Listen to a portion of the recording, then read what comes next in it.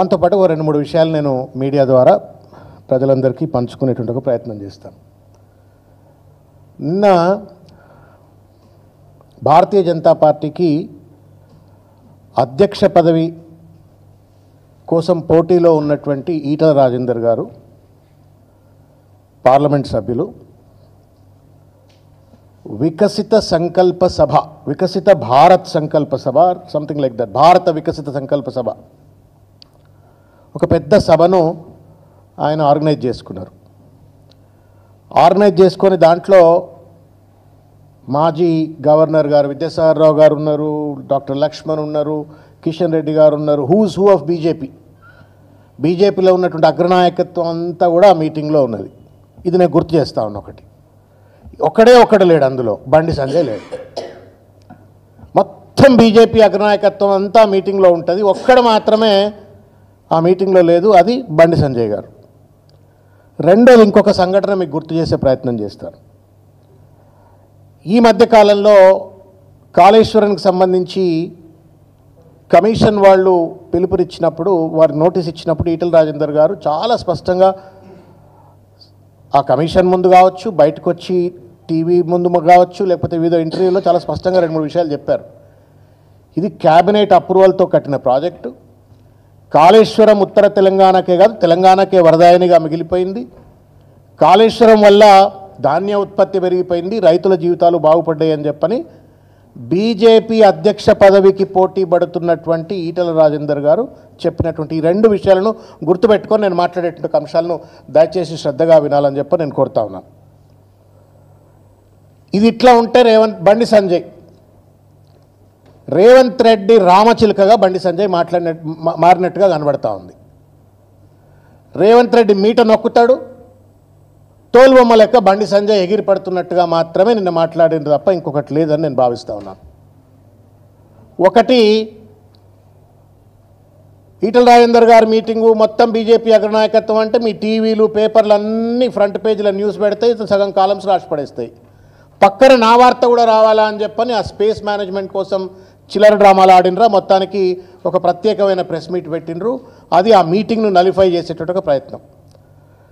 రెండవది, CBI enquiry జరగాలని చెప్పని నిన్న చిలక పలుకులు పలికిండు బండి సంజయ్ గారు. ఒకవేళ సిబిఐ ఎంక్వైరీ జరిగినట్టయితే we're ready, party is ready. KCR గారు, హరీష్ రావు గారు, లేకపోతే పార్టీ అంతా ఏ ఎంక్వైరీలైనా పెట్టుకొని ప్రజల ముందు కాళేశ్వరం ప్రాజెక్టు ఒక వరదాయిని లెక్క నిలబడ్డది కాబట్టి ఏ ఎంక్వైరీ పెట్టుకున్నా, ఎన్ని హెరాస్మెంట్లు చేసినా రైతుల కోసం మేము కొట్లాడతామని చెప్పని పార్టీ రెడీగా ఉన్నది. మరి ఈ దీంట్లో ఆల్రెడీ నోటీసులు ఎదుర్కొన్నటువంటి ఈటల రాజేందర్ కూడా సిబిఐ ఎంక్వైరీ వస్తాయి కదా. ఈటల రాజేందర్కు సిబిఐ ఎంక్వైరీ ఎదుర్కొన్న తర్వాత ఓ సిబిఐ విచారణ ఎదుర్కొంటున్నవాడిని పార్టీ అధ్యక్ష పదవి ఎట్లా చేస్తారు, తప్పిస్తారు కదా అని చెప్పని అదొక రెండో కుట్రకోణం. ఒకటి, మీటింగ్ స్పేస్ రావద్దు, మీడియాల కవరేజ్ రావద్దు, తనది కూడా సమానమైన కవరేజ్ రావాలా. ఒకవేళ తనన్నట్టుగానే సిబిఐ ఎంక్వైరీ జరిగినట్టయితే, ఈటల రాజేందర్ కూడా సిబిఐ కేసులో ఇంప్లికేట్ అయినట్టయితే ఈటల రాజేందర్ బీజేపీ అధ్యక్ష పదవికి అనర్హుడు అవుతాడు. నా కుర్చీకి నేను మళ్ళీ ఆ కుర్చీ మీద కూర్చోవడానికి నాకు పోటీ ఉండదు, ఈటల రాజేందర్ని ఇట్లనే తప్పిస్తున్నది రెండో కుట్ర. మూడో కుట్ర ఏంటి అంటే, ఊరంతా ఒక దారి అంటే ఉలిపికట్ట ఒక దారి. తెలంగాణ అంతా అట్టుడికి పోతా ఉంది. ముఖ్యంగా గోదావరి పరివాహక ప్రాంతంలో ఉన్నటువంటి ప్రజలు కావచ్చు, రైతులు కావచ్చు, రాజకీయ నాయకులు కావచ్చు, అందరూ కూడా ఆగమాగం అయిపోతూ ఉన్నారు. ఇవాళ ఈ బరకచెర్ల అని చెప్పిన ఒక అడ్డమైన ప్రాజెక్టు చంద్రబాబు నాయుడు కడతా ఉన్నాడు. మా గోదావరి నీళ్లు ఎత్తుకపోయేటువంటి ఒక ప్రయత్నం చేస్తూ ఉన్నాడు. మా బతుకులు ఎట్లా అని చెప్పని రైతులు ఆగమాగం అవుతుంటే వాళ్లకు సంబంధించిన సమస్యలు మాట్లాడతలేడు రేవంత్ రెడ్డి. చంద్రబాబు నాయుడుకు మద్దతుగా రేవంత్ రెడ్డి వ్యవహరిస్తూ ఉన్నాడు. రేవంత్ రెడ్డికి మద్దతుగా అన్నట్టుగా నిన్న బనకచెర్ల గురించి ప్రశ్నలు వేసింది మీడియా వాళ్ళు. ఇంకా బనకచెర్ల సంగతి ఏంటంటే నేను అది మాట్లాడా అని చెప్పని పక్కకు పడేసి నేను కాళేశ్వరము సిబిఐ అని చెప్పని మాట్లాడు. ఏమర్థమవుతామని చెప్పండి. బనకచెర్ల మీద చర్చ రావద్దు, సిబిఐ కేసు ఈటల రాజేందర్ మీద రావాలా, బీజేపీ అధ్యక్ష పదవికి రావద్దు, ఆ మీటింగ్ కొలాప్స్ అయినట్టుగా కనబడాలన్నట్టు ఒక చిల్లర మనస్తత్వం. ఒక కేంద్ర మంత్రిగా ఉండి ఒక జాతీయ పార్టీకి అధ్యక్ష పదవిలో ఉన్నటువంటి ఒక వ్యక్తి చేసిన ఒక చిల్లర ప్రయత్నానికి రేవంత్ రెడ్డి రిమోట్ ఎత్తితే ఎగిరిపడేటువంటి ఒక తోలుబొమ్మ లెక్క, రేవంత్ రెడ్డి రామచిలుక లెక్క బండి సంజయ్ గారు నిన్న వ్యవహరించిన ఒక తీరు నాకు అనిపించింది. నిన్న ప్రెస్ మీట్ చూస్తూ ఉంటే తలిపాలు దాగి రొమ్ముగుద్దుడు అంటే గిట్లనే ఉంటుందేమో. గోదావరి నీళ్ళు దాగి పెరిగిండు ఆయన, కరీంనారాయణే కదా. గోదావరి నీళ్ళు దాగి పెరిగినోడు గోదావరి నీళ్లు చంద్రబాబు నాయుడు ఎత్తుకపోతున్నాడంటే ఆగ మేఘాల మీద పార్లమెంట్ సభ్యుడు ఉండి అక్కడ ప్రజాప్రతినిధి ఉండి ఓ ప్రెస్ మీట్ పెట్టి ఏం రేవంత్ నిద్రపోతున్నావా, ముఖ్యమంత్రివా, నువ్వు కంత్రివా, నిద్రపోతున్నావా, ఆ చంద్రబాబు నాయుడుకి నీకు ఇద్దరు దోస్తాను ఉంటే చూసుకోరు కానీ మా నీళ్ళంతో ఎత్తుకపోకుండా నువ్వు ఇమీడియట్గా బనకచర్ల మీ గురించి మాట్లాడతావా, కాళేశ్వరం గురించి మాట్లాడతావా? ఇది తల్లి పాలు దాగి రొమ్ము గుద్దేటువంటిది. అది గోదావరి తల్లి ఏడుస్తారు ప్రతి సంవత్సరం లేదా ఆరతి పీరుతని ఇస్తారు అక్కడ. మరి ఎందుకు ఇస్తారో ఆరతులు? ఆ గోదావరి తల్లి ఏడుస్తూ ఉంది. అలా ఇటువంటి చెత్తగాళ్ళందరినీ కూడా మేము ఇలా ఎంపీలుగా శాసనసభ్యులుగా బీజేపీ నుంచి ఎన్నుకుంటే ఇవాళ గోదావరిని కూడా దొంగతనం చేస్తూ ఉంటే కనీసం దాని గురించి కూడా రక్షకు రావట్లేరు అని చెప్పని ఇవాళ గోదావరి తల్లి ఏడుస్తున్నట్టు ఒక పరిస్థితి, అక్కడ ప్రజలు ఏడుస్తున్నట్టు ఒక పరిస్థితి. ఇది నయవంచన, దగా, మోసం. మూడో విషయం ఏంటంటే మేడిగడ్డ ఇవాళ మార్బీ బ్రిడ్జ్ అహ్మదాబాద్లో కూలిపోయింది. It's already restored. Morbi bridge కూలిపోయింది, ఆల్రెడీ రెస్టోర్డ్. అయోధ్యలో రామ మందిరానికి లీక్లు వచ్చినాయి, దాన్ని కూడా నీళ్లు మొత్తం కారిపోయింది. మనం చూసినాం ఓపెనింగ్ అయిన తర్వాత. ఆడేం సిబిఐ విచారణ లేదు, లేకపోతే వాటిని పడవబెట్టలేదు. మొత్తం లక్షల ఎకరాలకు నీళ్లు అందించేసి తెలంగాణకు వరదాయినిగా మారిన ఒక ప్రాజెక్టు ఒక 2 పియర్స్లో రిపేర్కి వస్తే, క్రాక్స్ వస్తే, ఒక కరీంనగర్ మంత్రిగా ఉండి కరీంనగర్ నుండి ప్రాతినిధ్యం వహిస్తున్నట్టుగా పార్లమెంట్ సభ్యుడిగా కేంద్ర మంత్రిగా ఉండి ఇమీడియట్గా ఆ ప్రాజెక్టును రిపేర్ చేయించి రైతులకు అందుబాటులో చేయాల్సిన కనీస సోయి లేకుండా చిల్లర మల్లరగా కేసీఆర్ గారి పైన బీఆర్ఎస్ పార్టీ పైన మాట్లాడే ప్రయత్నం చేసినాడు. ఎంత సిగ్గు అనిపించింది మాట్లాడుతుంటే. నాకు అనిపించింది ఎట్లా లీడర్లు అవుతారు వీళ్ళంతా, ఎట్లా లీడర్లు అవుతారు వీళ్ళు. పోలవరం కొట్టుకపోయింది, మనందరికి ఎరికే కదా. వేల కోట్ల రూపాయలు ఖర్చు పెట్టిన తర్వాత పోలవరం కొట్టుకపోయింది. అది కూడా అడ్డమైన కన్స్ట్రక్షనో డిజైన్ లోపమో మొత్తానికి ఏదో కొట్టుకపోయింది. కొట్టుకపోయిన తర్వాత ఎవరు కూడా సిబిఐ విచారణ జరపాలని చెప్పని అడగల. ఏ ఎన్డీఎస్ఏ కూడా అక్కడికి వచ్చి పోలవరం డ్యామ్ ఎందుకు కొట్టుకపోయింది, డిజైన్ లోపమైంది, కాంట్రాక్టర్ లోపమైంది, ఎవడెవడు ఏం కమిషన్లు దొబ్బిండు అని చెప్పని ఎవడు కూడా విచారణ చేయాల. ఎందుకంటే దొందే అక్కడ ఎన్డీఏలో భాగస్వామి కాబట్టి ఎవడు కూడా పట్టించుకున్న దాఖలాలు లేవు. అయినప్పటికీ కూడా పోలవరంకి జాతీయ హోదా వస్తుంది, ఇప్పించింది బీజేపీ, ఇచ్చింది బీజేపీ. కాళేశ్వరంకు జాతీయ హోదా ఇవ్వమని అడిగితేనట తప్పైంది అని చెప్పని ఎకసెక్కాలు ఆడుతూ ఉన్నాడు నిన్న బండి సంజయ్ గారు. న్యాయమా బండి సంజయ్ గారు? న్యాయమా? మీరు పోలవరం కొట్టుకుపోయిన దానికి జాతీయ హోదా వస్తే తప్పులేదు, కానీ కాళేశ్వరం మొత్తం తెలంగాణ రైతాంగం భవిష్యత్తు మార్చినటువంటి ఒక 2 పిల్లర్స్ మాత్రమే, 85 పియర్స్ ఉన్నటువంటి ఒక పెద్ద బ్యారేజ్లో ఒక 2 పియర్స్కు రిపేర్లు రావాల్సిన పరిస్థితి ఏర్పడితే అవి రిపేర్లు చేయకుండా దానికి నువ్వు అట్లెట్లా జాతీయ హోదా ఇస్తా అని చెప్పని ఎకసెక్కాలు ఆడతాడు. జాతీయ హోదా ఇవన్నీ మంచిదైంది అనేటువంటి రీతిలో మాట్లాడుతూ ఉన్నాడు. అక్కడ ఇస్తే మంచిదట, ఇక్కడ ఇవ్వకపోతే కూడా మంచిదట అంటూ మాట్లాడితే ఇది కూడా తల్లిపాలు దాగి రొమ్ముగుదినట్టు కాదా? ఇది నయవంచన కాదా? ఇది దగా కాదా? ఇది మోసం కాదా? మీరు నాయకులై ఉండి ఈ ప్రాంత అభివృద్ధికి పాల్పడడం అంటే మీ చిల్లర రాజకీయాల కోసం ఇవాళ ఈ ప్రాంతానికి విఘాతం కలిగించే విధంగా ఒక ప్రాజెక్టును రిపేర్ చేయించకుండా జాతీయ హోదా అట్లెట్లిస్తారు అని చెప్పని నువ్వే మాట్లాడితే చంద్రబాబు నాయుడు ఏం మాట్లాడాలా?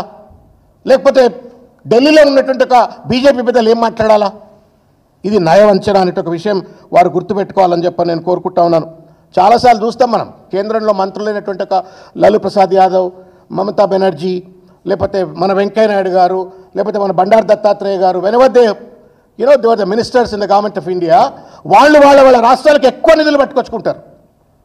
పర్టికులర్గా రైల్వే మినిస్టర్లు అయితే విపరీతమైన నిధులు, పట్టణ శాఖ మంత్రులు ఉంటే విపరీతమైన నిధులు పట్టుకొచ్చుకుంటారు.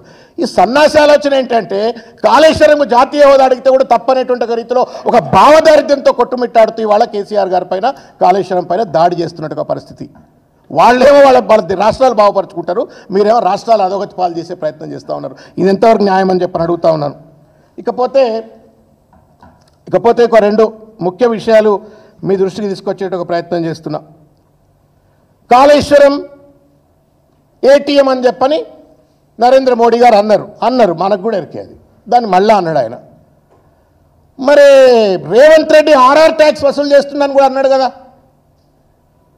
నరేంద్ర మోడీ గారు పలు సందర్భాలలో రేవంత్ రెడ్డి ఆర్ఆర్ ట్యాక్స్ వసూలు చేస్తున్నాడు అని చెప్పని అన్నాడా అనలేదా బండి సంజయ్ గారు? మీరు చెప్పండి.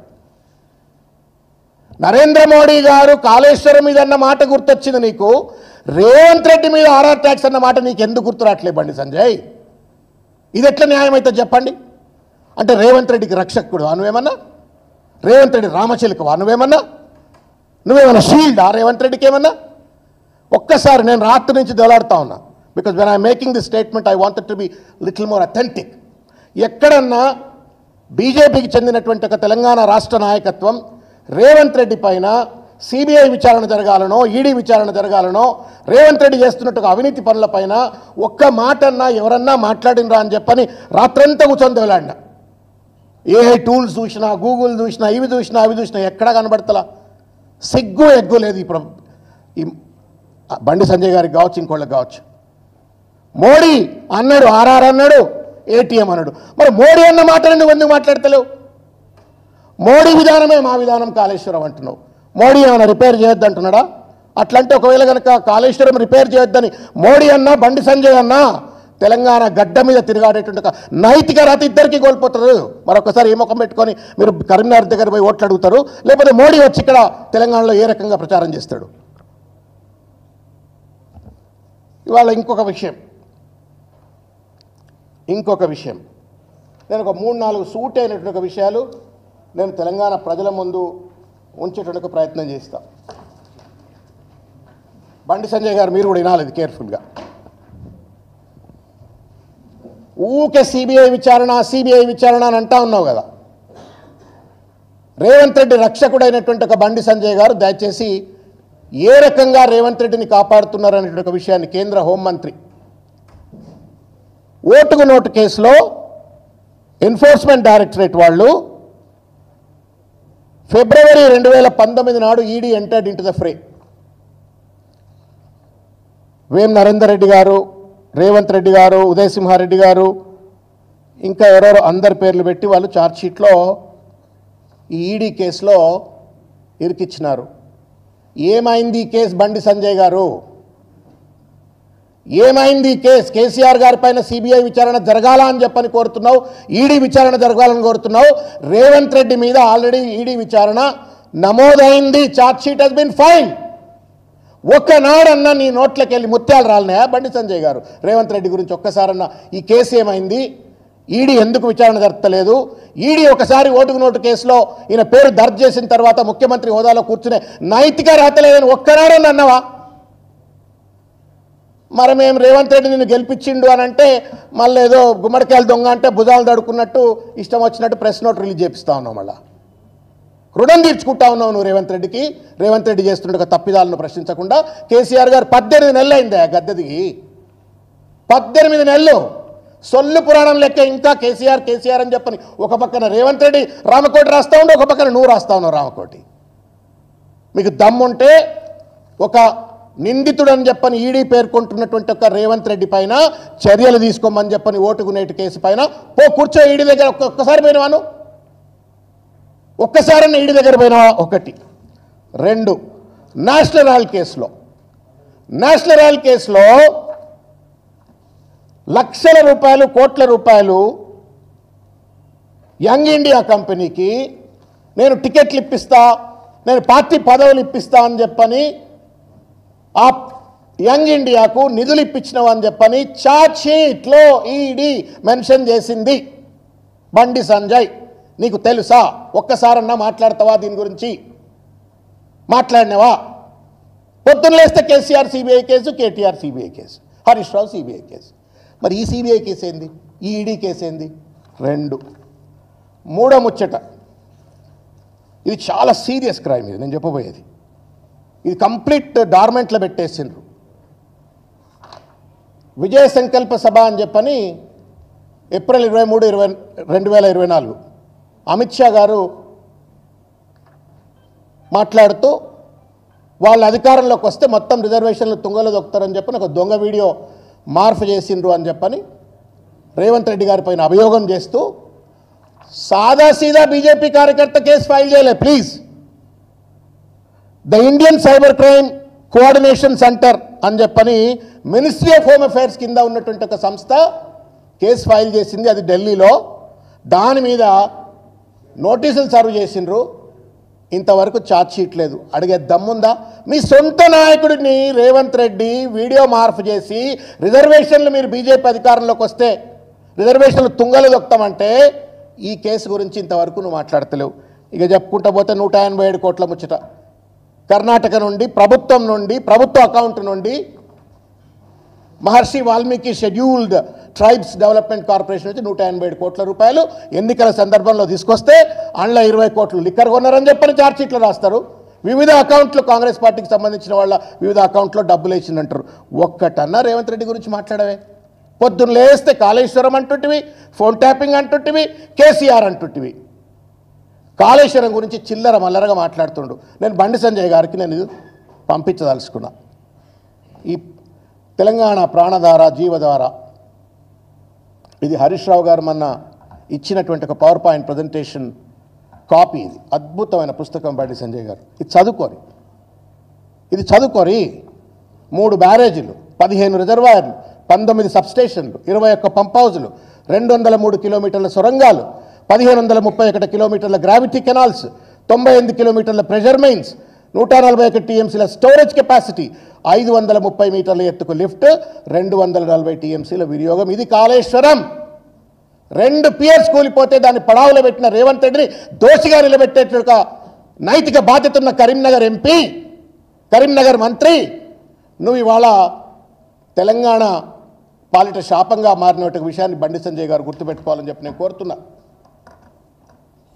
ఇంకొక ముచ్చట, అరే మీరు ఈటల రాజేందర్ గారికి మీకు ఇద్దరు పంచాయతీ ఉంటే ఊరిమురిమి పిల్లి ఎవరి మీదనో పడ్డట్టు మీరు తెలుసుకోరు భయ్. మాకేంది గల్లాలు పట్టుకోరా బీజేపీ ఆఫీస్లో కొట్లాడుకోరు ఈటల రాజేందర్ బండి సంజయ్. పార్టీ స్టాండ్ అన్న నీది పార్టీ స్టాండ్ అని నువ్వు చెప్తున్నావు, నాది పార్టీ స్టాండ్, నాది నైతిక స్టాండ్ అని ఆయన చెప్తున్నావు. మీరు ఫస్ట్ తెలుసుకోరి. మీ అధ్యక్ష పదవుల కుర్చీల కోసం కాళేశ్వరం మీద దుమ్మెత్తి పోస్తా అంటే తెలంగాణ రైతాంగం నోట్లో బండి సంజయ్ గారు మన్ను పోసినట్టే అనే ఒక విషయాన్ని దయచేసి గుర్తు చేసుకోవాలని చెప్పని కోరుతా ఉన్నాను. ఇప్పటికైనా బాధ్యత ఉంటే నీకు నిజంగానే కనుక కరీంనగర్ ప్రజలు ఓట్లేస్తే ఎంపీ అయితే అక్కడి నుండే నువ్వు మంత్రి అయితే మేడిగడ్డ దగ్గర కూర్చొని ఆ 2 పియర్స్ను రిపేర్ చేయించాలా. నువ్వు ఫోన్ చేస్తే రేవంత్ రెడ్డి ఫోన్ ఎత్తాడు కదా, నువ్వు ఫోన్ చేయగానే ఎత్తాడు, ఎక్కడ పడితే అక్కడ ఫోన్ ఎత్తాడు. రిపేర్ చేయించండి. మా వినోదన్ అన్నట్టు దమ్ముంటే ధైర్యం ఉంటే ఢిల్లీలో నీకు నిజంగానే పరపతి ఉంటే రేవంత్ రెడ్డి మీద ఇన్ఫ్లుయెన్స్ ఉంటే ఆ తుమ్మిడిహెట్టు దగ్గర 152 ఫీట్ల ఎత్తుకు ప్రాజెక్టు కట్టరి, మీటర్ల ఎత్తు దగ్గర ప్రాజెక్టు కట్టరి.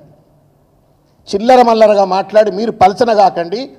తెలంగాణ ఉద్యమ కాలంలో చాలాసార్లు అంటుంటివి తెలంగాణకు శాపం, తెలంగాణకు అన్యాయం చేస్తున్నటువంటిది ఆంధ్ర నాయకులు కాదు, తెలంగాణలో ఉంటూ తెలంగాణ నాయకులే బానిస మనస్తత్వంతో బాధ్యతారాహిత్యంతో వ్యవహరించి తెలంగాణకు అన్యాయం చేస్తున్నారు అని చెప్పినాం. ఇవాళ తెలంగాణ వచ్చిన 10-12 సంవత్సరాల తర్వాత కూడా మళ్ళా తెలంగాణకు ఆంధ్ర పాలకవర్గం అన్యాయం చేస్తూ ఉంటే బండి సంజయ్ కరీంనగర్ అంటే ఒక గుండెకాయ తెలంగాణకు, విప్లవాల గడ్డ అది. ఆ గడ్డ నుంచి ప్రాతినిధ్యం వహించేటువంటి ఎంపీ, పార్లమెంట్ సభ్యుడు, మంత్రి అయి ఉండి తెలంగాణకు అన్యాయం చేస్తున్న చంద్రబాబును అడగడు, చంద్రబాబుతో కుమ్మక్కైనటువంటి రేవంత్ రెడ్డిని అడగడు. రైతాంగం నోట్లో మన్ను కొట్టే ప్రయత్నం చేస్తూ ఉన్నారు. ఇది ప్రజలు మీడియా దయచేసి అర్థం చేసుకోవాలని చెప్పి నేను కోరుతా ఉన్నాను. ఈ లట మళ్ళీ ఇక సుతపలుకులు పలుకుతూ ఉన్నారు. అందరికీ అవకాశం ఇచ్చిండ్రట, మాకొక్కసారి అవకాశం ఇవ్వాలట. అవకాశం ఇవ్వకపోతేనే ఇంత ఆగమాగం చేస్తూ ఉన్నారు మీరు. ఇక ఇస్తే ఏం చేస్తారు ఆగం చెప్పుని? మొత్తం ఆంధ్రాకో లేకపోతే ఇంకెక్కడికో మొత్తం తాకట్టు పెట్టేస్తారు మీరు, గుజరాత్కు తాకట్టు పెట్టేస్తారు. Thank you.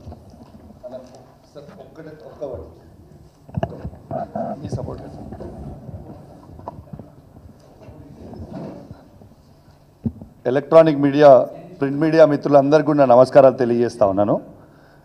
అసలు బండి సంజయ్ గారు కాళేశ్వరం మీద మాట్లాడుతూ ఉంటే చాలా ఆశ్చర్యం అనిపిస్తూ ఉంది.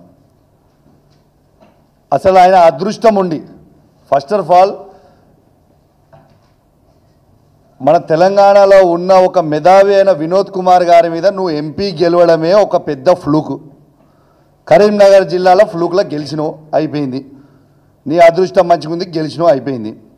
నేను ఒక్కటే అడుగుతున్నా, బండి సంజయ్ గారు ఇంతకుముందు మా శ్రవణ్ కుమార్ గారు అన్నారు ఒక్కసారి అవకాశం ఇవ్వండి అని నువ్వు అడుగుతున్నావు అని. అసలు నీకేమైనా దిమాక్ ఉందా అవే బండి సంజయ్? నీకు ఆల్రెడీ అవకాశం ఇచ్చిండ్రు కేంద్ర 2 సార్లు ఎంపీ అయినావు కేంద్ర